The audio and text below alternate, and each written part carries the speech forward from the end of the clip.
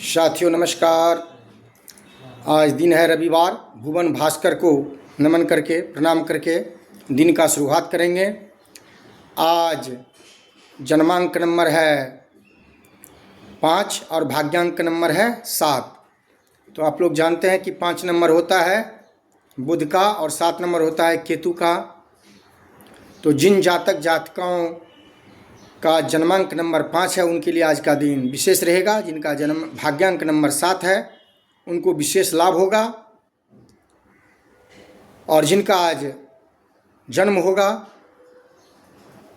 उनका जन्मांक नंबर होगा 5 और भाग्यांक नंबर होगा 7। इससे पहले वीडियो में मेरी चर्चा तो हो ही चुकी है कि 7 नंबर क्या है, ऊंचाइयां है, लकी नंबर होता है। 5 नंबर को बिजनेस का कारक माना गया है। जय श्री कृष्ण।